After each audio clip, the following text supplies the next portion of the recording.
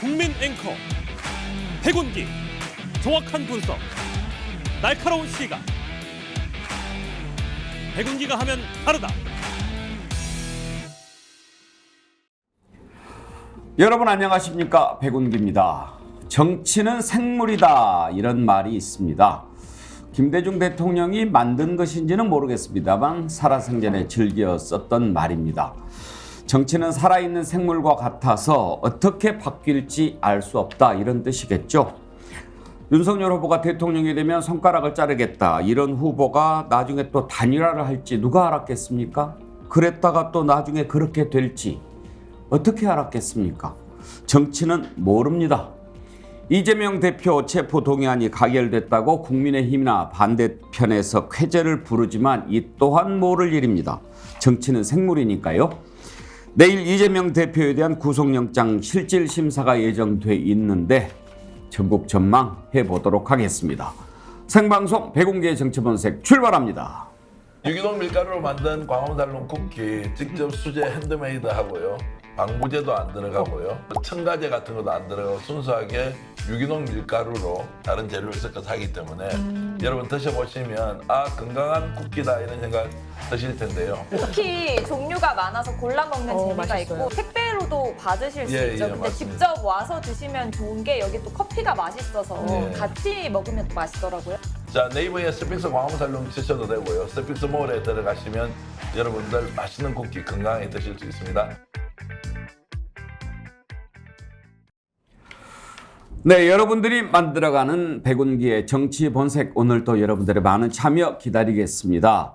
댓글 남겨주시면 저희가 소개해드리고요. 저희가 준비한 선물 디어루시에서 나오는 클렌징 폼, 아주 좋은 제품인데요. 보내드리도록 하겠습니다.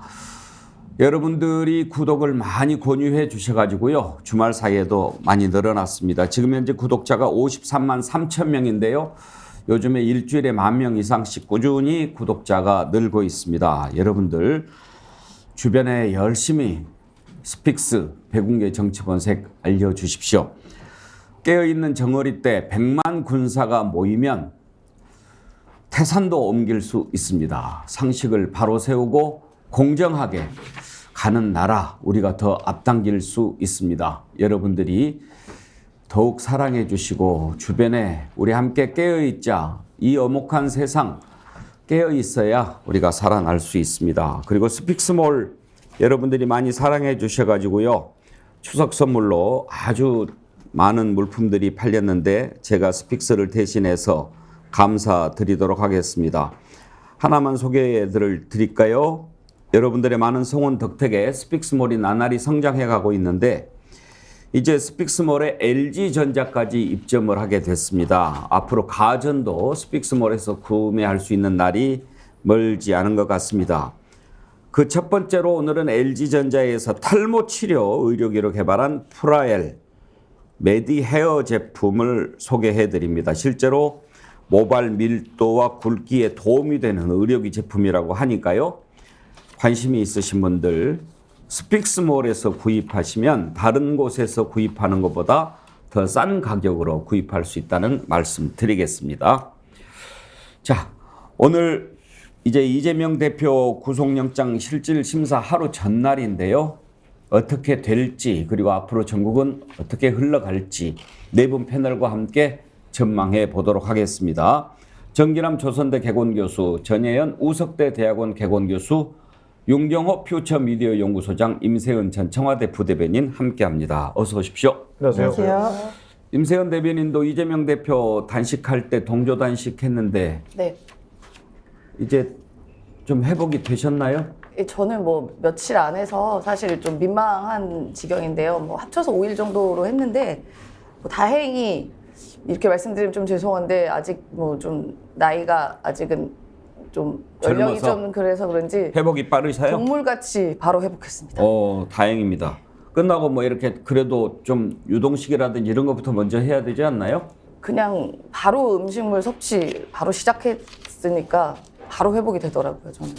옛날에 어떤 분이 정치인이 단식을 했는데 그때 단식 끝나고 나서 단식 때 뭐가 제일 드시고 싶으냐 이렇게 한번 물어봤더니 라면 생각이 제일 많이 났다고 그렇게 얘기를 하더라고요. 맞아요.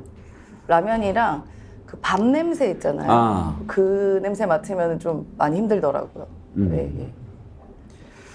네, 양미숙님 안녕하세요. 주말 잘 보내셨죠? 한 주 시작하면서 정치 본색으로 힘을 받으려고 합니다. 좋은 하루 되세요. 아유 감사합니다.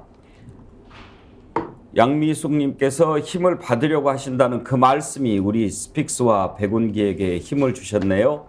양미숙님께 디어루시에서 제공하는 클렌징 폼 선물하면서 시작하도록 하겠습니다. 왕자 어린님께서요. 오늘 아침 7시 15분 현재 민주당 탈당 5,864명, 입당 37,797명, 민주당 최고위원회의에서 발표한 것입니다. 민주진영 열심히 응원합시다. 이런 글을 보내주셨는데 전현 교수 지금 이제 댓글입니다만 제가 팩트를 확인은 못했습니다. 그런데 이재명 대표 체포동의안 가결된 이후에 탈당하는 사람들도 많이 있고 또 입당하는 사람들도 꽤 있고 그렇다고는 하더라고요. 근데 탈당과 입당에 있는 심리는 저는 같은 거라고 보거든요. 탈당 같은 경우에는 아 진짜 민주당 국회의원들 어떻게 이런 상황을 만드냐. 너 해도 너무한다. 난 더 이상 민주당에 못 있겠다. 이런 심리가 하나 있는 거고요. 입당하는 것도 같은 심리예요, 사실은. 지금 당이 너무 어렵고 검찰이 써놓은 시나리오대로 민주당이 혹시 끌려가는 건 아니냐. 오히려 지금 입당을 해서 민주당을 지켜줘야 된다인데 두 가지가 좀 맞물려 있는 것으로 보입니다. 제가 어젯밤에 좀 취재를 해봤거든요. 그런데 아마 이제 가결적으로 택한 의원들에 대한 이 민심이 생각보다 굉장히 비판적인 것으로 보여요. 왜냐하면 제가 어제 좀 취재한 분들은 뭐 친명, 비명 이런 거에 조금 떨어져 있는 분들인데 어르신들이 그렇게 얘기를 한다는 거예요. 법적으로 자세한 거는 모르지만 제1야당 대표가 저렇게 목숨이 왔다 갔다 할 정도로 알려져 있는데 그런 상황에서 어떻게 검찰이 맡겨놓은 시나리오대로 넘겨주냐? 이게 좀 너무한 거 아니냐 이런 여론이 많다라고 하는데 현재 입당이 많아지는 추세가 제가 보기에는 그런 심리가 조금 더 영향을 미친 것으로 보입니다. 예. 이재명 대표에 대한 체포동의안 가결 이후 여야 분위기를 좀 먼저 살펴볼까요? 각자 생각이 좀 다 다르겠습니다만 일단 민주당의 정청래 최고위원 그리고 국민의힘의 김기현 대표 발언을 들어보도록 하겠습니다. 윤석열 검찰 독재 정권은 1년이 넘게 300번이 넘게 야당 탄압, 정적 제거용 압수수색을 했습니다. 그러나 이재명 대표가 1,000원짜리 한 장 돈을 먹었다는 똑 떨어지는 증거는 아직도 찾지 못했나 봅니다. 뇌물죄로 엮지 못하고 경계도 애매모호한 배임죄로 엮어서 구속영장을 청구했습니다. 검찰과 윤석열 정권에 노란한 민주당 가결파들의 폭거도 기가 막히고 헌정사에 일찍이 없었던 야당 대표 체포, 구속이라는 참으로 어처구니가 없습니다. 지난주 이재명 대표에 대한 체포 동의안이 국회 본회의에서 가결되면서 특권 없는 정당한 사법 절차가 진행될 수 있게 되었습니다. 민주당 역시 이재명 대표의 개인적 사법 리스크로부터 해방되어 공당 본연의 역할과 본분을 되찾고 여당과 함께 민생 정책에 집중할 수 있을 것이라고 기대했습니다. 그러나 지난 사흘간 민주당이 보여준 행태는 실로 참담한 실정이었습니다. 배신, 가결표 색출, 피의 복수와 같은 소름 끼치는 마녀 사냥이 벌어지고 살인 암시글까지 등장한 한편 소속 의원들이 국회법이 규정한 비밀투표의 원칙을 어기고 부결 인정 사진을 공개하기도 했습니다. 예, 여야 반응을 잠깐 살펴봤는데요. 정청래 최고위원이 얘기한 대로 민주당 가결파 이런 표현을 썼는데 민주당 내부 문제는 조금 이따가 좀 짚어보기로 하고요. 용경호 소장, 국민의힘이 이재명 대표 체포동의안 가결되면서 유리해졌다 이렇게 볼 수 있을까요? 글쎄요. 한간에 2003년 노무현 대통령에 대한 탄핵 찬성 일단 국회에서 나왔을 때와 맞비교를 하는 주장까지 나오던데 그건 정말 가도 너무 많이 간 것 같고요. 이제 과유불급이 아마 그렇게 될 겁니다.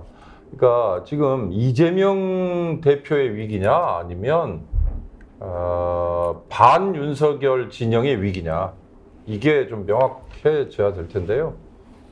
앞으로 이제 잠시 후 뭐 조목조목 짚어보겠지만 그런 점에서 보면 국민의힘이 지금 뭐가 자기들에게 유리한 건가 이런 점에서 좀 냉정하게 따져보면 아마 금세 정신을 차리지 않을까 싶은 생각도 들게 되네요. 정일환 교수 전망하시기에 앞으로 전체적인 구도가 어떻게 될 것 같습니까? 가결 이후에. 체포당 가결이라고 하는 것도 대단히 중요한 뭐 분기점이었습니다만 좀 더 정확하게 진단을 하려면 저는 이제 내일 있을 영장실질심사 결과에 따라서 좌우되는 게 더 클 것 같습니다. 그러니까 영장이 뭐 발부될 경우 또는 뭐 기각될 경우에 따라서도 굉장히 후폭풍이 크지 않겠나 싶습니다. 그래서 지금은 조금은 너무 좀 섣부른 판단이 될 수 있겠고요. 그러나 중요한 것은 어떤 과정을 겪더라도 민주당이 내년 총선을 앞두고 뭔가 이재명 대표를 중심으로든 또 아니면 이재명 대표가 뭐 구속되는 상황에서든 뭔가 국민들에게 쇄신하는 민주당, 혁신하는 모습 이것들로 비춰진다면 저는 지금 현재 반윤석열 투쟁의 그 중심에 민주당이 설 수 있을 것이고 또 국민적 동의를 끌어내는데 훨씬 더 유리한 어떤 고지를 점령하게 될 것이다. 그러면 총선에서 의미 있는 결과를 끌어낼 가능성이 더 높아질 수 있다. 저는 이렇게 보고 있습니다. 그렇죠. 내일 영장실질심사 법원이 어떤 판단을 내리느냐에 따라서 이재명 대표의 정치적 생명은 물론이고 내년 총선을 앞둔 여야 정치권에도 일대 파장이 예상이 되는 상황입니다. 임세현 대변인이 민주당 내부 사정을 좀 아시니까 이재명 대표가 지금 이제 단식을 끝내기는 했지만 여전히 몸 상태가 아직은 회복이 덜 된 상황 아니겠습니까? 네. 내일 실질심사에 출석을 할까요? 뭐 본인의 의지로는 직접 가서 설명을 하겠다라는 의지가 뭐 좀 강하다고는 알고 있습니다. 그래서 여러 의료진들이 의견을 듣고 있는 과정이라고 보여지고요. 24일이라는 초유의 이런 기간 동안이었기 때문에 회복하려면 사실 이 3배 이상의 시간이 사실 필요하거든요. 또 연세가 있으시기 때문에 아직은 좀 무리한 거 아니냐라는 이야기도 있긴 합니다. 근데 어쨌든 이 영장 실질 심사가 본인이 가서 직접 설명하고 본인이 예상 잘 알지 않겠습니까? 그렇다 보니까 가시려는 의지는 강한데 아마도 가지 않을까 싶어요. 직접 나서서 여러 가지 이야기를 또 할 거라고 보여지고요. 또 정치적으로도 실제로 지금의 대표가 가시는 게 여러 가지 유의미한 의미가 있다고 봅니다. 그래서 직접 출두할 것이라는 게 지배적인 이야기입니다. 여기 이제 법률가는 안 계십니다만 윤경호 소장 그냥 우리가 일반적으로 생각을 해봤을 때 이제 대체로 구속영장 발부한 거는 범죄 혐의가 소명되고 중대하거나 또 도주 우려, 증거 인멸의 우려 이런 것들이 있을 때 이제 구속영장을 발부하지 않습니까? 네.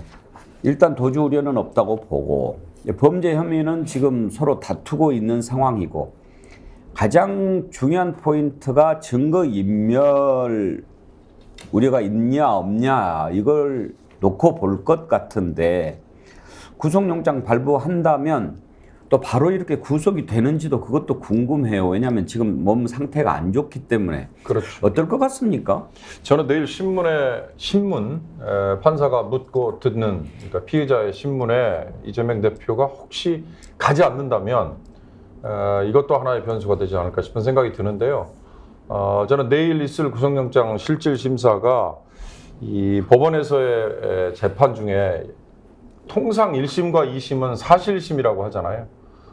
피의자가 실제로 어떤 범죄를 저질렀는지에 대해서 검찰이 기소를 하고 그다음에 판사가 여러 정황, 그다음에 증인, 그다음에 당사자의 언행 이런 걸 놓고 판단을 하는 거라면 상고심인 대법원은 법리심이잖아요.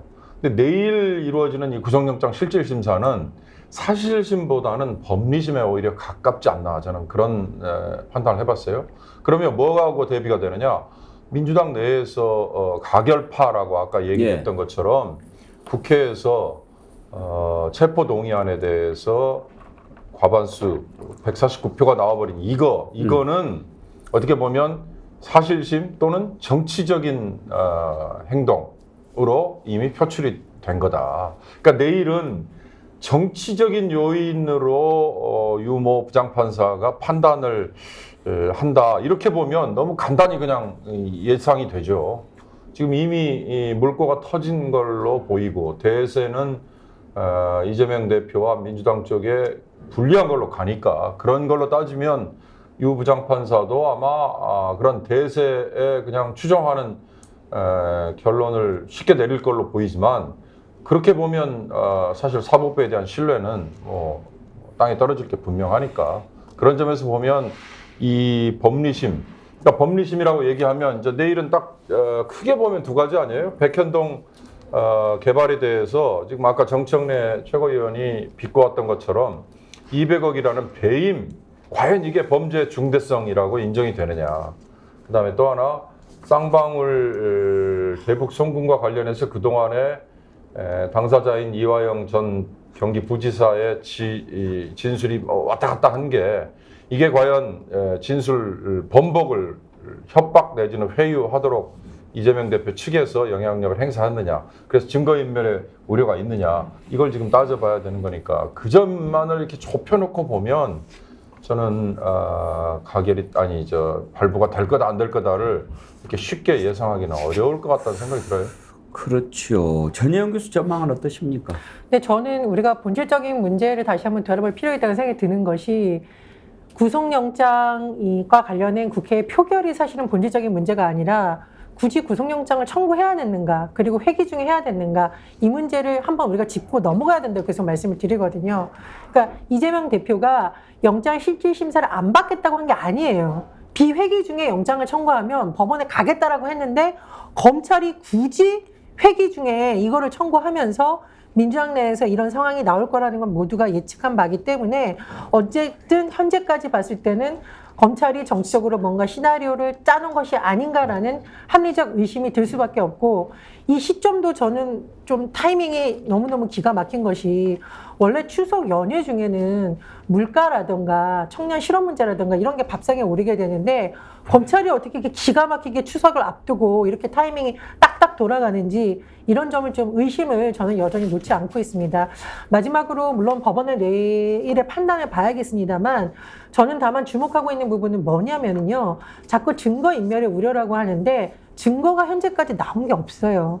근데 한두 번 수사한 것도 아니고 수백 번 압수수색하고 관계자들을 소환해서 조사하고 이재명 대표도 직접 출석을 했는데 아직까지 안 나오고 있다가 만약에 내가 영장 실질 심사 과정에서 뭔가 증거가 제출됐다? 그것도 타이밍이 참 이상하지 않습니까? 그러니까 물론 이제 이재명 대표의 어떤 최종적 판단은 법원의 시간을 우리가 지켜봐야겠습니다만 현재까지 진행되는 이 흐름을 봤을 때 검찰이 정치를 하고 있다라는 의심을 저는 떨쳐버릴 수가 없는 상황입니다. 정기랑 교수, 지금 영장 전담 판사는 유창훈 부장판사로 이제 정해졌지 않습니까? 그런데 민주당 내에서 법무부가 영장 전담 부장판사 뭐 골랐다, 한동훈 장관하고 연수원 동기다 이런 얘기를 하는데 그렇다고 이제 회피는 못할 것 같고, 근데 오히려 이걸 보면서 괜히 영장 전담 판사 그 심계를 거스르면 불리하지 않을까 그런 생각도 들던데요. 저는 좀 우려가 되더라고요. 판사도 사람인지라. 예. 근데 실제로 또 이게 사실이 아닌 것으로 확인됐어요. 김의겸 의원의 주장이 대학 동기도 아니고 사실은 이제 그 정부 여당 관계자들이 얘기하는 것처럼 가짜 뉴스로 판명된 상황인데 굳이 그렇게 해서 긁어부스럼을 만드는 것이 영장 발부 심사에 어떤 도움을 줄 수 있을지 저는 좀 약간은 의문스럽고요. 그 유창훈 판사가 사실 공교롭게도 지난 2월 대장동 의혹 또 제3자 뇌물죄, 성남FC 등 이 영장 담당 판사였었어요. 근데 체포동의안이 부결됨으로 인해 가지고 유창훈 판사가 그때는 하지 않았죠. 영장 발부할 이유가 없어졌으니까. 근데 그동안 이후에도 뭐 민주당 돈봉투 의혹 사건이라든지 여러 사건들을 유창훈 판사가 이제 어떤 경우는 영장을 발부하기도 하고 어떤 경우는 또 기각을 하기도 하고 그랬었는데 역시 이제 가장 그동안 그 재판 과정, 영장 실질 심사에서 드러난 것만 놓고 얘기하면 역시 증거인멸의 우려. 결국 영장심, 이 도주의 우려는 없다고 하지만 도주의 우려가 없는 제1야당의 대표라는 점을 강하게 볼 거냐, 아니면 민주당이라고 하는 큰 정치적 세력을 증거인멸에 활용할 수 있을 것 아니다라고 하는 어떤 정치적 판단, 이것 중에 어떤 것을 더 우려하느냐에 따라서 중점을 두느냐에 따라 달려있는 것 같고요. 두 번째는 역시 이재명 대표가 직접 출석해서 소위 진술 태도, 얼마나 잘 이 범죄 혐의를 소명하고 또 그 범죄 혐의에 대해서 하나하나 조목조목 반박할 수 있을 것이냐, 이런 부분에 대해서 이 결국은 그 결정적 변수가 될 걸로 보여집니다. 어찌됐든 저는 좀 다른 얘기입니다만 이재명 대표가 기왕의 영장실질심사가 잡힌 마당에 체포동의안 가결로 영장실질심사를 받게 되어 있는데 저는 당당히 임했으면 좋겠어요. 우선 첫 번째 당당히 임하고, 두 번째는 가결이냐 기각이냐에 대한 어떤 전망도 필요하지만 저는 지금 현재 진행되고 있는 당의 분열 상태, 이것을 막는데 저는 이재명 대표가 리더십을 발휘해 줘야 된다는 것이 제 개인적인 판단입니다. 자, 아까 정진환 교수가 전망하신 대로 체포동의안 가결 이후에 영장실질심사에서 영장이 발부되느냐 아니면 기각당하느냐, 여기에 따라서 앞으로 전국은 정말 크게 요동칠 것 같습니다. 영장 발부 어떻게 전망하는지 내분 의견을 들어봤는데요. 자, 그러면 짧게 두 가지 경우에 어떻게 달라질지 한번 전망을 해보도록 하죠. 먼저 임세현 대변인, 만약에 기각이 된다면 어떻게 흘러갈 것 같습니까, 전국이? 그러니까 저는 이게 뭐 기각이니 뭐 되니 이거를 시나리오를 따지는 것도 사실은 좀 마음이 별로 편한 상황이 아닙니다. 그러니까 법리적으로만 판단을 하면 되는 거잖아요. 그런데 여기에 너무 정치적인 요소가 많이 섞여 있다 보니까 우리가 기각이니 아니니 갖고 이제 여러 가지 해석을 해야 되는데요. 만약에 기각이 된다면 저는 기각이 될 것이다라고 생각이 듭니다. 그냥 뭐 제 판단은 그래요. 왜냐하면 일단 증거인멸 우려 같은 경우에도 증거가 그렇게 차고 넘치면 진작에 1년 반은 시간 동안 나오고도 남았어야 되는데 도대체 얼마나 또 증거인멸을 해야 되는지는 모르겠습니다. 일단 기각이 된다 하면 이제 이재명 대표의 체제가 더 공고히 흘러가게 되는 것이죠. 뭐 통합 이야기를 하셨는데요. 가결, 예를 들어 지금까지 너무도 명확하게 정치적 수사라고 의심되는 이러한 상황에서 지금 단식으로 사실 생명에 위중했었던 이런 당대표를 그냥 이 판사, 그 검찰의 뭐 소나기에 이렇게 데려다 놓는 것을 찬성했다는 사람에 대해서 이 동지의식이 해도 너무한 거 아니냐라는 여러 가지 당원들의 이러한 그 지적의 포인트들이 있습니다. 그렇기 때문에 기각이 된다면 이재명 대표 중심으로 당이 오히려 더 공고해질 것이고, 가결을 던졌던 분들은 뭐 여러 가지로 뭐 나와 있는 분들도 계시고 잠재적인 분들도 계시지 않겠습니까? 뭐 함께 할 수 있겠냐라는 또 이런 문제의식도 분명히 생길 거라고 저는 봅니다. 당 내부 문제는 조금 이따가 따로 짚어보려고 하고요. 이제 여야 관계라든지 앞으로 총선 대비라든지 당장 있을 다음 달 강서구청장 보궐선거라든지 이런 것에 대한 전망을 좀 들어보고 싶은 거고요. 네네. 민주당 내부는 좀 복잡하니까 이따가 따로 한번 좀 들어보도록 합시다. 윤경호 소장은 어떨 것 같습니까? 기각될 경우에. 일단 원내대표 선출은 뭐 친 이재명 파로만 채워진다고 하지만 원내 강경 전략으로 가겠죠. 원내 강경 전략의 첫 번째는 대법원장 표결에 어떻게 할 거냐? 저는 뭐 당연히 부결시키자라는 의견이 뭐 압도적으로 나오지 않을까 싶어요. 예.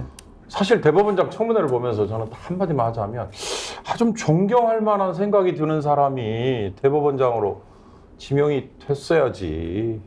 뭐 저런 사람이 소신도 없고 뭐 무지하고 심지어 법원장으로 있을 때 내부 평가마저도 30명 중에 29위, 29명 중에 28위, 그 리더십이 정말 그렇게밖에 안 되는 사람을 일부러 대법원장에 앉혀서 사법부를 뭉개려고 지금 윤석열 대통령이 이런 지명을 했나 싶을 정도의 생각이 들잖아요. 저는 국민의 한 사람으로 그냥 부끄럽더라고요.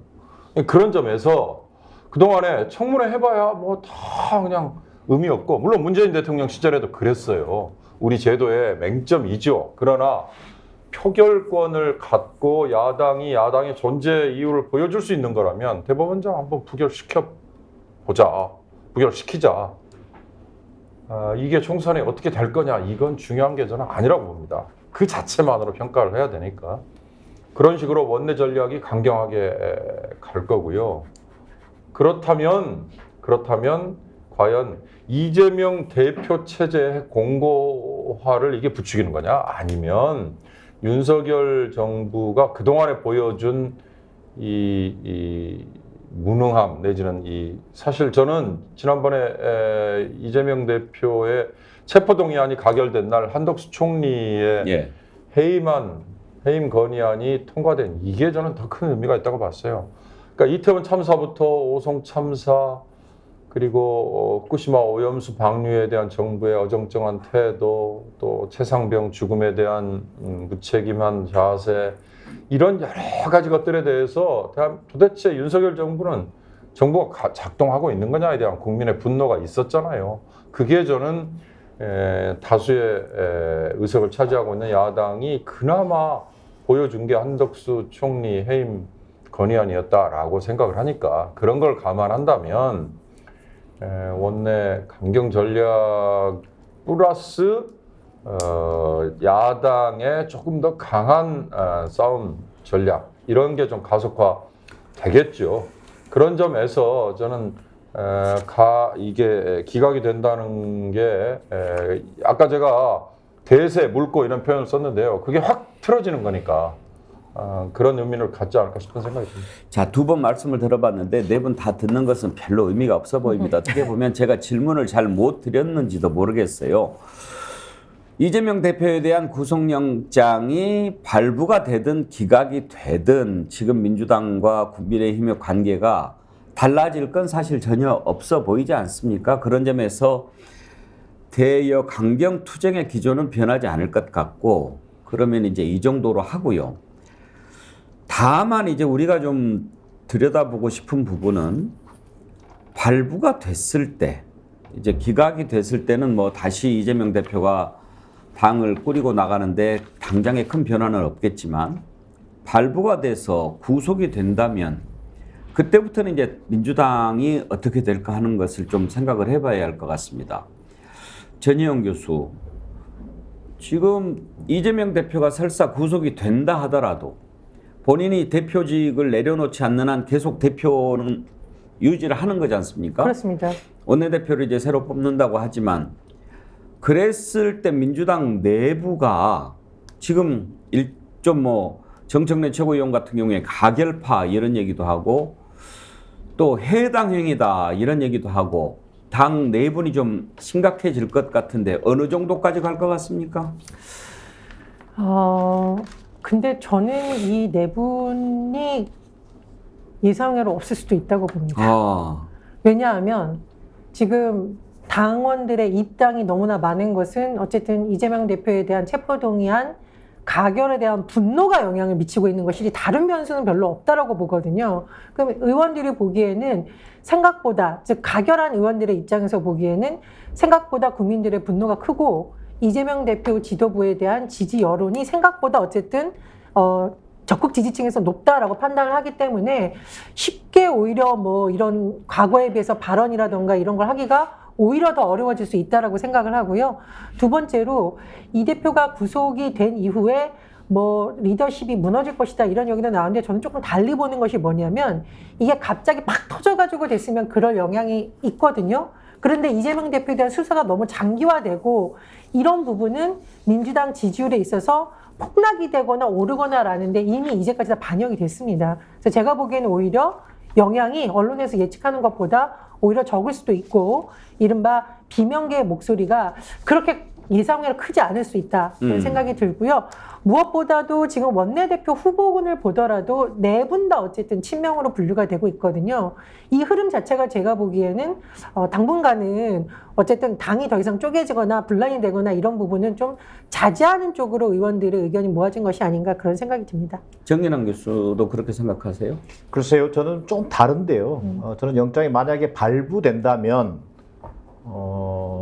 당내에 다양한 논의가 새롭게 또 진행될 수밖에 없다. 지금 현재 체포동의안 가결 이후에 영장 실질심사를 앞두고 어떻게 지금 될지 모르는 상황에서 비명그룹이 이른바 비명계들이 목소리를 낮추고 있습니다. 그리고 또 실제 당원들의 그 강성 지지층의 당원들이 굉장히 이제 격분하고 있는 상황 속에서 섣불리 또 어떤 얘기를 하기도 좀 어려운 상황이기도 하고요. 그러나 지금 만약에 영장이 발부된다면 어떤 뭐 당헌상 이재명 대표의 직무가 정지되진 않지만 실제로 정치적 파장을 고려할 때 저는 새로운 지도체제에 대한 논의가 불가피할 걸로 보여집니다. 그것이 어떤 방식이 됐든.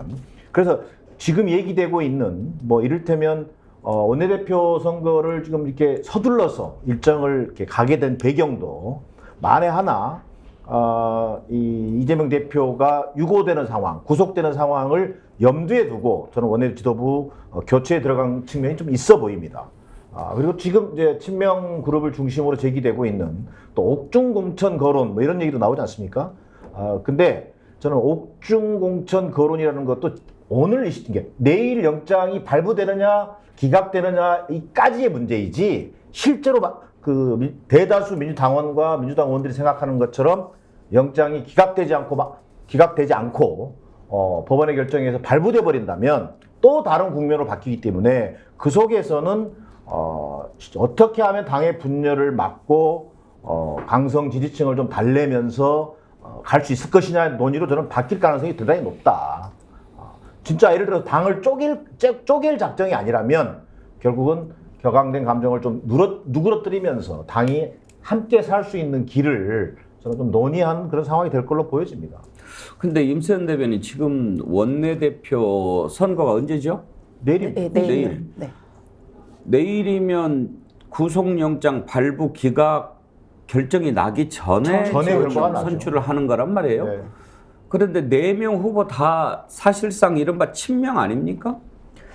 뭐 그게 가깝다고 볼 수가 있죠. 근데 제일 어려운 선거가 사실 원내대표 선거거든요. 왜냐하면 예를 들어 대표 선거 같은 경우는 당원에 이제 우리가 여론을 들을 수가 있는데 의원 한 명 한 명의 마음을 헤아릴 수가 없습니다. 앞에서는 찍겠다고 하고 뒤에 가서는 안 찍는 경우가 많아서 사실 이 선거가 예측은 안 되는데요. 많은 당원들은 그래도 이재명 대표와 호흡을 계속할 수 있는 사람이 되어야 된다라는 게 그 많은 당원들의 생각입니다. 그러면 이른바 다 친명 후보라고 하더라도 이재명 대표하고 가장 가까운 것으로 생각되는 후보한테 몰릴 거다 이렇게 보십니까? 네, 당원들은 그렇게 원하고 있는데 의원 한 분 한 분은 어떤 생각인지 사실은 잘 모르죠. 그렇기 때문에 이번에도 가결표도 우리가 알 수가 없었기 때문에 가결이 된 거 아니겠습니까? 그래서 매우 원내대표 선거야말로 제일 어려운 추측이거든요. 왜냐하면 합치면 의원 숫자보다 많대요. 내가 뽑아줄게 하는 숫자를 합치면요.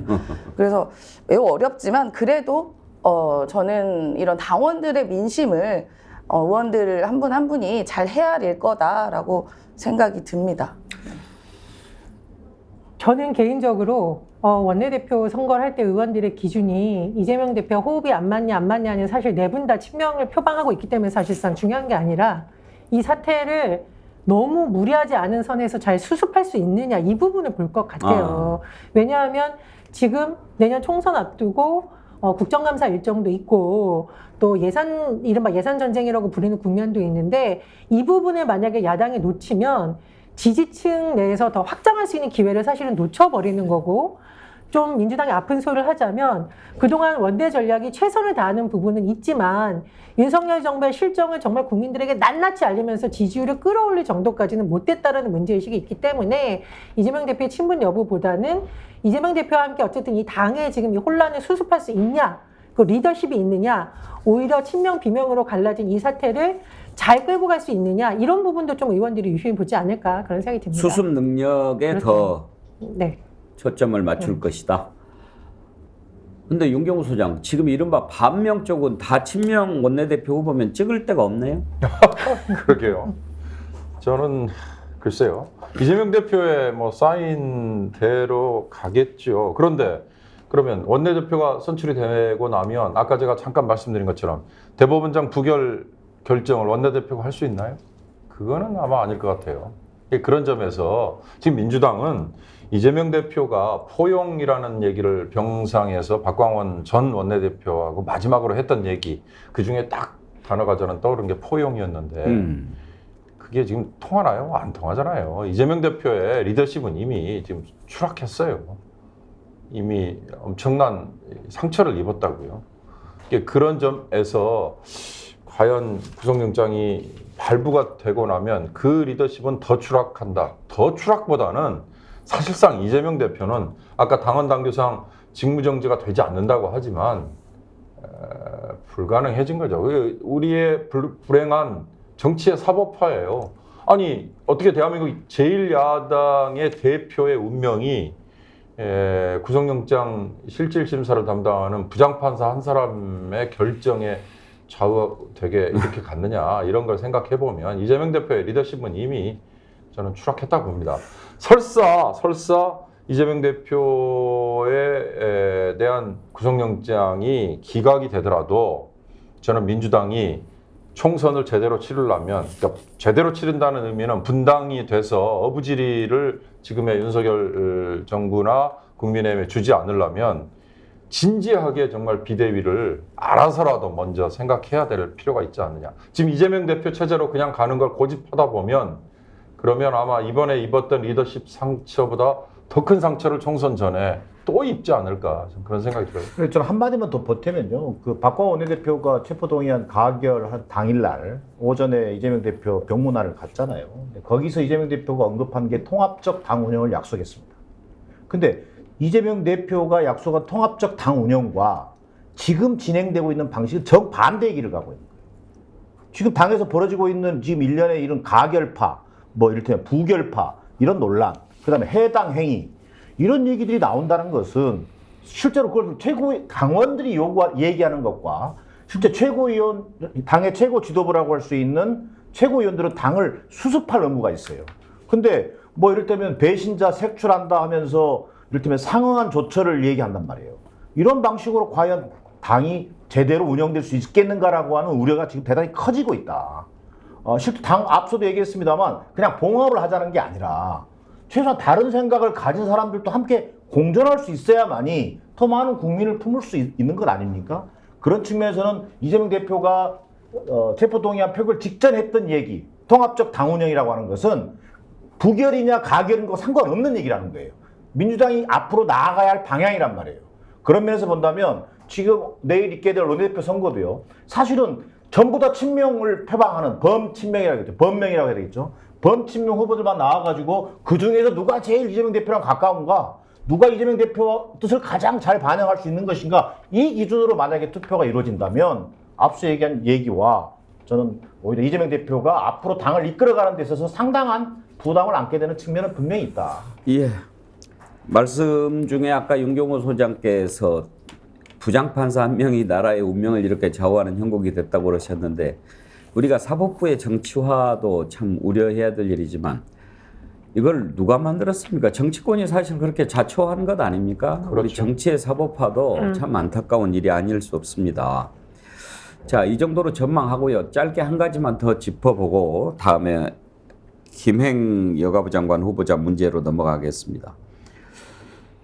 가결 발부 영장 실질 심사 결과를 떠나서 국회에서 이재명 대표에 대한 체포동의안 가결된 것이 당장 다가온 강서구청장 보궐선거에는 어떤 영향을 미칠지 내분 의견을 짧게 한번 들어보죠. 지금 여러 여론조사에서는 김태우 국민의힘 후보가 진교훈 민주당 후보한테 밀리는 것으로 그렇게 조사가 되고 있는데요.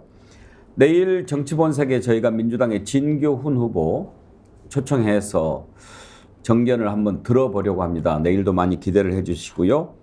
김태우 후보하고도 지금 연락을 하고 있는데 김태우 후보가 나오면은 똑같은 시간, 똑같은 기회를 주면서 한번 어떤 생각을 하고 있는지 들어보도록 하겠습니다. 임세현 대변인, 네. 이번 보궐선거에 이재명 대표 체포동의안 가결이 영향을 미칠 것으로 보십니까?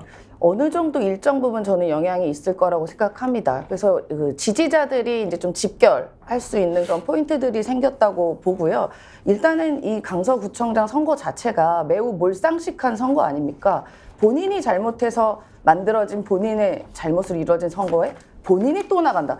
이걸 어떻게 국민들이 상식적으로 납득이 되겠습니까? 그렇기 때문에 기본적으로도 이것에 대한 심판, 이 몰상식에 대한 심판을 분명히 강서 구민께서 하실 거다라고 저는 생각이 들었고요. 그리고 이재명 대표의 이런 가결로 집단적으로 이제 분노한 이런 시민들과 이런 당원들이 투표를 안 하려다가도 설득해서 막 하는 상황이 좀 발생할 거라고 봐요. 그래서 압도적인 표 차이로 민주당이 승리를 하지 않을까라고 예측을 합니다. 윤경호 소장은 어떻게 전망하십니까? 저는 그와 상관없이 그러니까 결국 투표율이 좌우할 텐데 그 투표율이 올라가려면 투표율을 끌어올리려면 민주당이 이재명 대표에 대한 검찰과 정권의 무도한 뭐 공세 이런 얘기 하지 말고 윤 대통령의 사명권 남용 어떻게 3개월 만에 지금 임 부대변인이 하신 얘기 같이 아니 자기가 보궐선거의 원인을 제공한 사람에게 책임을 하나도 묻지 않는 그 사람을 다시 등판시키는 국민의힘의 결정 그다음에 그 이전에 윤석열 대통령의 사명권 남용 이것만을 부각시켜도 정말 투표를 별로 관심 안 가졌던 중도층이 나와서 이건 좀 견제를 해야 될 것 같다라는 생각을 하지 않을까. 이재명 대표에 대한 공세 이건 이번 강서구청장 이거하고 오히려 본질적인 변수가 되지 못한다. 섞이지 않아야 저는 민주당이 더 유리하지 않을까라는 생각도 합니다. 나머지 두 분도 짧게 들어보지요. 전희영 교수님. 제가 이 부분에 좀 사실 초기부터 취재를 많이 했는데요. 일단은 내부의 경선 후유증은 크게 없을 것으로 보인다. 제가 좀 만나봤거든요. 네. 당내에서 그걸 수습하는 데 굉장히 노력을 보이는 것 같고 말씀해 주셨듯이 진교훈 후보가 지금 강조하는 것은 민생, 안전, 안심이에요. 그래서 거대 담론으로 가는 게 아니라 말 그대로 구청장 선거에 집중하고 있기 때문에 이재명 대표의 어떤 구성 여파는 정치 뉴스는 될 수 있지만 지지층을 이탈시키거나 이런 요인은 안 될 거라고 보고요. 그러나 정말 중요한 부분은 말씀하신 부분의 투표율입니다. 재보선 선거의 특징상 이게 지금 수요일, 평일날 되거든요. 그러면 지금 여론조사 수치만으로는 판가름하기 어렵고 이 여론조사에 나타난 층이 투표장에 나와야 사실은 반영이 됩니다. 그래서 제가 보기에는 여성, 주부, 그 다음에 평일날 최대한 투표에 참여할 수 있는 분들한테 마지까지 투표 독려를 하는 것, 그리고 직장인들이 어쨌든 사전투표에 참여를 해서 최대한 지지층을 끌어모으는 것이 민주당의 중요한 숙제라고 봅니다. 정연한 교수는요? 저도 뭐 그 이번 이재명 대표의 그 영장실질심사 결과와 상관없이 저는 강서구 유권자들이 현명한 선택을 해줄 것으로 기대하고 있습니다. 실제로 또 그렇게 선거가 이루어질 걸로 봅니다. 저는 두 가지 요인인데 지금 윤석열 정부에 대한 어떤 국정운영 지지율을 감안한다면 또 민주당의 어떤 주장처럼 윤석열 정부의 무능과 폭주에 대한 반발 여론이 엄청나게 지금 높거든요. 이런 여론이 반영이 되고 두 번째는 이제 이 구청장 선거에서 나타나는 이제 후보 인물론입니다. 후보 인물론에서 어쨌든 이 김태우 후보가 가지고 있는 것은 명분 없는 짓을 한 거거든요. 자기가 원인이 돼서 구청장 선거를 열게 됐는데 거기에 다시 출마시키는 국민의힘과 소위 여당에 대해서 저는 강서구 유권자들이 심판하겠다는 정서가 확고하기 때문에 그런 어떤 명분과 후보 인물론에서도 어느 정도 격차를 보이고 있고 또 그런 구도가 계속 이어질 걸로 저는 보고 있습니다. 예. 자, 내일 또 진교훈 민주당 강서구청장 후보 인터뷰도 여러분 많이 기대해 주시기 바랍니다. 다음으로 넘어가지요. 워낙 이슈들이 많이 생겨서 정말 뭘 좀 다뤄보려고 하면 그 다음 이슈에 치여서 못 다루고 이런 상황이 계속 이어지고 있습니다.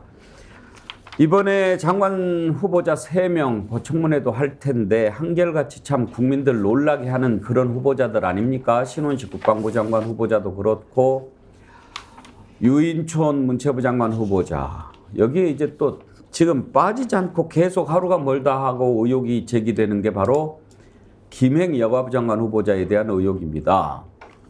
김건희 여사와 친분이 있다라는 것부터 시작해서 여러 가지 의혹이 계속 제기가 됐는데 이번에 나온 것은 주식입니다. 그러니까 박근혜 정부 때 청와대 대변인을 했죠. 그럴 때 배우자가 갖고 있던 주식을 배우자 친구한테 팔았다가 같은 값에 되샀다라는 의혹입니다. 이걸 이제 주식 파킹이라고 하는데 오라 경제를 진행하셨던 우리 윤경호 소장께 한번 물어봅시다. 주식 파킹이 뭡니까? 공직자의 경우는 명의신탁 의무가 있고요. 예. 이제 궁극적으로는 이해 충돌 소지가 있기 때문에 예. 그 주식을 갖지 못하도록 관련 법이나 규정에 강제하는 거죠. 그러나 예를 들어서 명의신탁을 요청을 해놓고 그냥 시간만 질질 끌다가 국회의원의 경우 4년 임기 끝내고 그냥 팔지 않고 다시 본인이 권한을 행사하는 경우도 있고요. 그다음에 현재 국무총리 비서실장이 아마 대표적이죠. 부인이 어느 건설회사의 장녀잖아요. 그래서 그 부인이 갖고 있는 지분을 명의신탁해서 팔 경우에 나중에 후계 구도에서 동생들에 비해서 불리해진다는 것 때문에 끝까지 버티고 있어서 난 이걸 팔지 못하겠다고 소송을 제기하는 경우까지 있어요. 예. 이런 여러 정황들이나 상황들을 모면하고자 제3자를 동원해서 전혀 관계가 없는 사람인 양 위장된 제3자에게 주식을 매매해서 갖고 있도록 한 다음에 나중에 그걸 다시 되사거나 아니면 갖고 있도록 하면서 실질적인 영향력을 행사하고 또 더 중요한 건 김행 후보자의 경우에도 나왔지만 그 상황에서 관련된 특혜를 여전히 구가하는 뭐 이런 것들을 통칭하면 주식 파킹이라고 얘기를 할 수 있을 것 같습니다.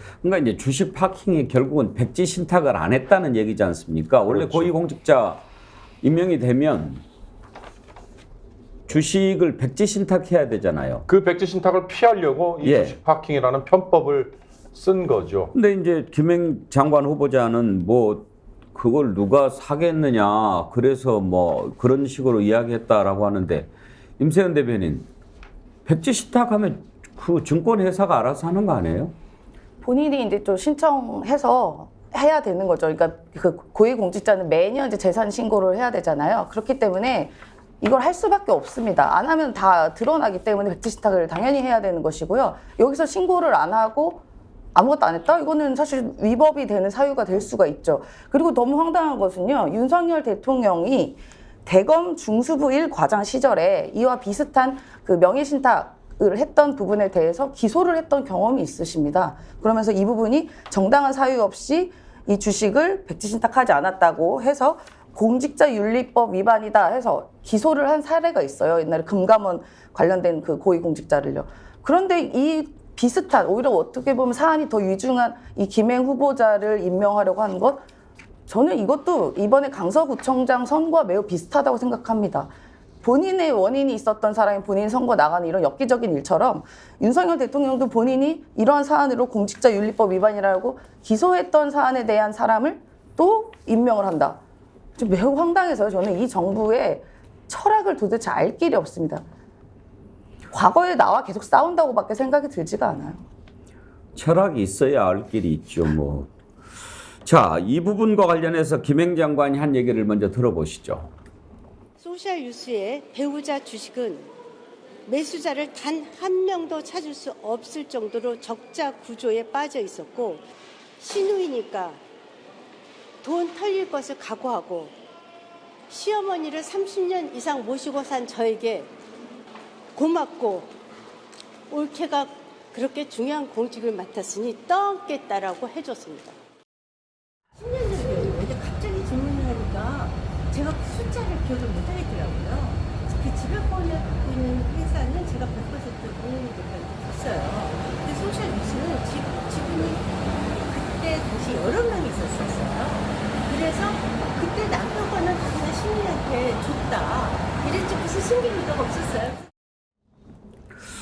글쎄요. 그런데 지금 오늘 나온 또 기사를 하나 보니까 설립 때부터 함께했던 또 다른 공동 창업자였다, 친구가. 근데 회사 직원들은 그거 처음 듣는 얘기다. 공동 창업자 있다는 얘기는 처음 듣는 얘기다. 전혜영 교수도 그렇게 얘기를 한다는 거예요. 지금 뉴스를 보면 특히나 이제 직원들이 처음 듣는 얘기다 이것도 하지만 공동 창업자라고 얘기를 하려면 법인 등기에 기재되어 있어야 되는데 이런 요건이 하나도 없다. 예. 즉 그냥 본인의 주장이다. 말뿐인 거 아니냐 이런 의심이 하나 사익되고 있는 거고요.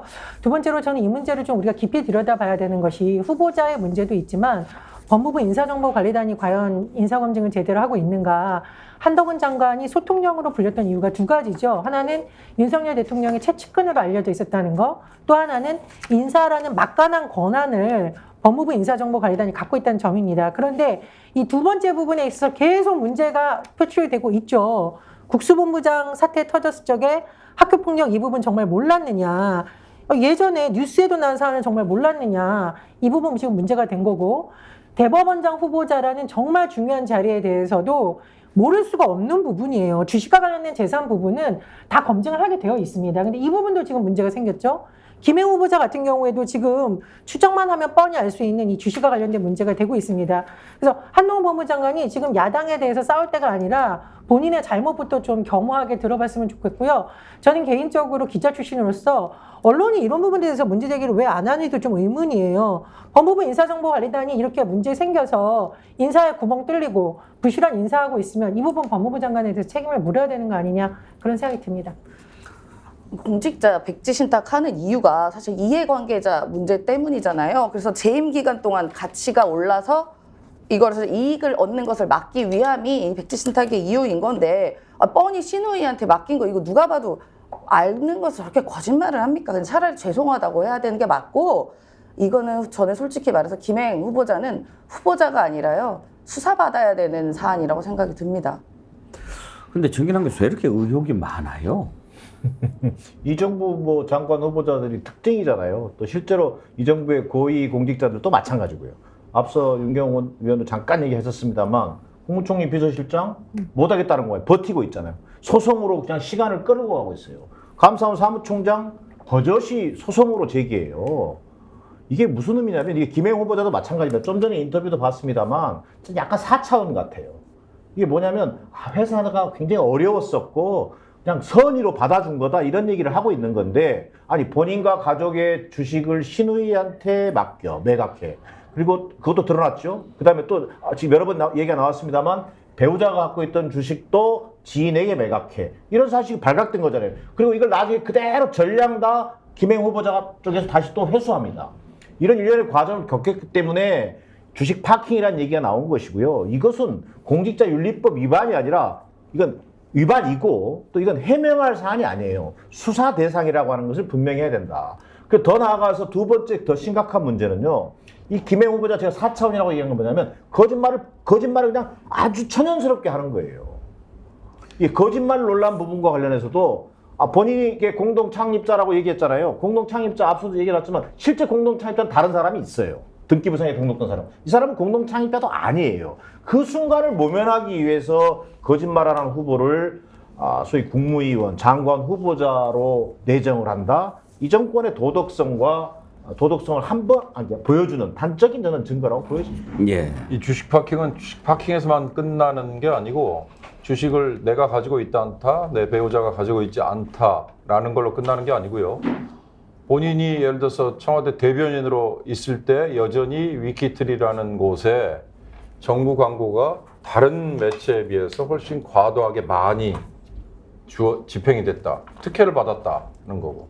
본인이 양성평등원장으로 재임 중에 이미 주식을 파킹을 해서 털어냈다고 하면서도 관련된 뉴스가 훨씬 많이 다뤄지는 이런 것들이 이해충돌 방지를 위반한 소지라는 거니까 이건 공직자로서 언행에 있어서의 치명적인 문제고요. 저는 김행 후보자의 경우는 여가부 장관 후보자잖아요. 뭐 본인도 입에 달고 삽니다만 폐지될 부처라고 아무리 얘기를 한들 일단 역할은 수행해야 되잖아요.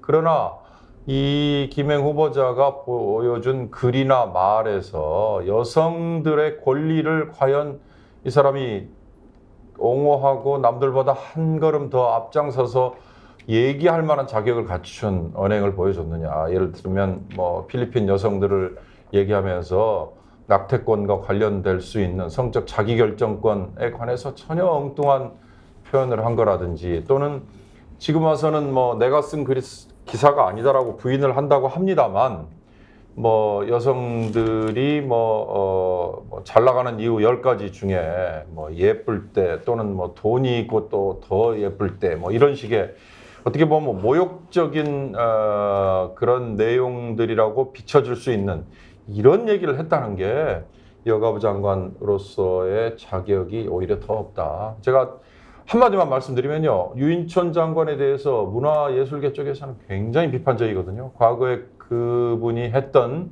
독단적인 언행 뭐 여러 가지 다시 되새기는 거인데 제가 오늘 아침에 쓴 문화예술계 어느 분의 칼럼 중에 정말 매를 제일 많이 맞을 줄 알았던 유인촌이 신원식과 김행 덕분에 매를 맞는 대상에서 3순위에 밀려 있는 게 너무 아이러니하고 원통하고 분하다 이렇게 글을 쏘올려놨더라고요.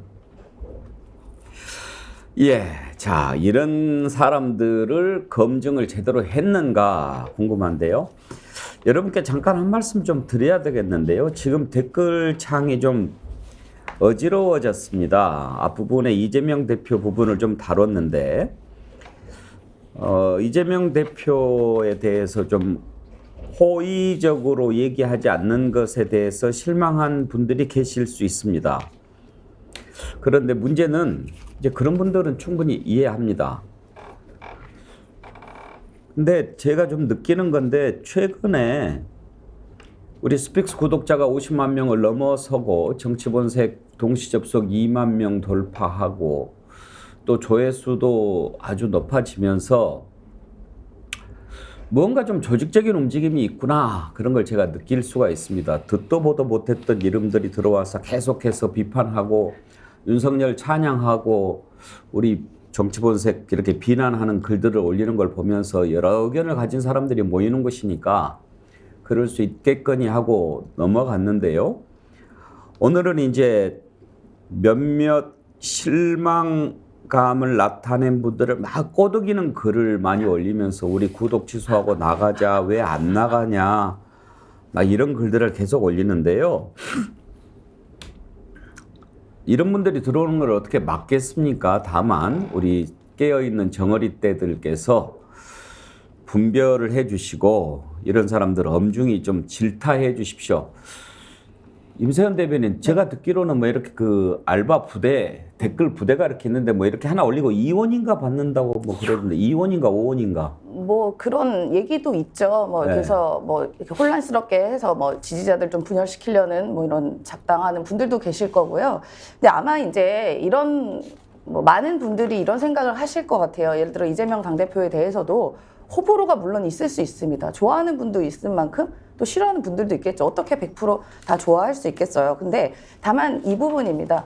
지금 이 상황이 전쟁 같은 상황이에요. 이른바 윤석열이라는 이런 괴물 같은 우리가 정권을 만났기 때문에 야당에서는 이 윤석열 정부와 함께 싸우기 위해서는 우리가 함께 가야 된다. 그래서 이재명 대표를 좋든 싫든 민주적 절차로 선발을 한 당대표이기 때문에 우리가 함께 가야 되려면 이 대표가 꼭 필요하다. 그리고 지금 또 단식까지 한 위중한 상황에서 어떻게 이 당대표에 대해서 뭐 이러니 저러니 싫든 좋든 이렇게 가결을 할 수가 있냐라는 그런 여러 가지 비판들을 하시는 거거든요. 지금 왜냐하면 우리가 전쟁 같은 상황이기 때문에가 전제입니다. 그래서 당대표에 대해서 좀 보호해야 된다라는 그런 의식이 많이 있다고 저는 봐요. 그래서 그런 부분에 대해서 이제 좀 섭섭하신 거 아닌가. 라는 그런 생각도 듭니다. 우리 정치본색의 댓글 무조건 잘한다고 칭찬해달라는 말씀을 드리는 게 아닙니다. 여러분들이 비판 많이 해주셔야죠. 그래야 우리가 제대로 정신 차리고 할 수 있지 않습니까? 그런 점에서 뭐 이렇게 여러 가지 글 올리는 거 얼마든지 환영하고 받아들입니다. 다만 나쁜 의도를 가지고 나쁜 목적을 가지고 댓글창에 들어와서 되지도 않는 글을 쓰면서 이런저런 식으로 물을 흐리다가 오늘 이제 그동안 우리 댓글창에 함께 해주셨던 분들이 일부 패널들의 발언에 실망하면서 구독 취소 이런 얘기를 하니까 그냥 막 부추기고 꼬드기고 이러는 게 보여가지고 한 말씀을 드린 겁니다. 그러지 마세요. 자신들 부끄럽지 않습니까? 저는 이렇게 그 나쁜 글을 쓰는 사람들은 참 불쌍해요. 자기 자신 한번 좀 돌아보세요. 그거 저 2원인가 5원 받아서 뭐 살림에 보탬 됩니까? 차라리요 좋은 글 많이 우리 정치본색에 남기세요. 그러면 제가 드리는 디오루시 크레닝 폼이요 몇만 원이에요. 그 손가락 아프게 댓글 쓰는 거 한 10,000개 쓰면 돼요. 그러지 말고 그냥 교회도 사이비가 제일 나빠요. 와가지고 뭐 엉뚱한 소리 하고. 정중하게 요청드립니다. 쓸데없는 짓 하지 말고 쓸데없는 짓 하실 분은 들어오지 마세요. 우리 정치본색 그런 마당 아닙니다. 한번 좀 들여다보세요. 우리 정치본색이 어떤 마당인지. 1시간 전부터 우리 애청자님들 들어와서 주고받는 그런 의견들을 보면 대한민국이 어디로 가야 되는지 잘 알 수 있어요. 그렇게 한 다음에 한번 써보세요. 자신들 부끄러운 줄 아세요. 지금 이제 김행 장관 후보자 얘기를 나눠봤는데요. 한번 그 문제는 오늘 한번 좀 제대로 짚어봅시다. 전혜영 교수님.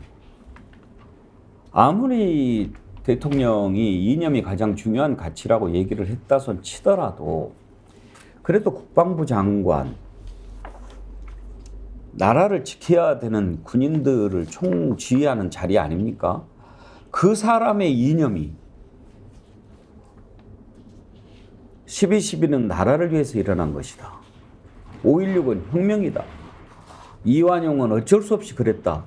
이따위 생각을 갖고 있는 사람을 국방부 장관으로 지명을 하면 나라를 어떻게 끌고 가겠다는 생각인 겁니까?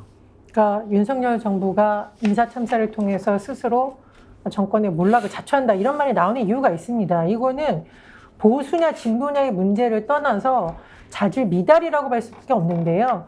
특히 이 역사적인 발언, 지금 배국희 앵커님이 짚어주신 부분만 봐도 이 사람이 혹시 전두환 시대의 독재를 그리워하고 있는 건지 의심이 갈 정도입니다. 그리고 이완용 관련 발언을 보면은요, 이거는 뭐 논쟁적 수준을 넘어서 거의 망언이고요. 무엇보다도 저는 그 붕짜를 보면서 이거는 거의 국정을 희화시킨다고 생각을 합니다. 우리나라 같이 분단 국가에서 국방부 장관의 역할이 얼마나 중요합니까? 더군다나 우리나라는 진병제인 나라예요. 많은 부모님들이 우리 아들, 딸을 군대에 보내놓고 정말 그래도 나라를 위해서 헌신해야 된다는 그거 하나만 바라보고 있는데 사상도 문제가 있고 철학도 문제가 있고 최소한의 자질도 못 가진 사람을 국방부 장관으로 임명한다? 이거 어떻게 장관을 믿고 많은 사병들이 움직이겠으며 그 밑에 오랫동안 군인으로 헌신하고 차곡차곡 쌓아 올라갔다는 사람들이 존경심을 발휘할 수 있겠습니까? 더군다나 윤석열 대통령이 지금 인사 논란이 이게 한두 건이 아니기 때문에 제가 보기에는 더 이상 망신당하기 전에 빨리 지명 철회를 하는 게 옳다 이렇게 생각이 됩니다. 정인남 교수, 뭐 대법원장이야 국회에서 부결하면 임명을 할 수가 없지만 장관은 또 청문회 해서 청문 보고서 채택 안 해도 대통령 임명해버리면 그만 아닙니까?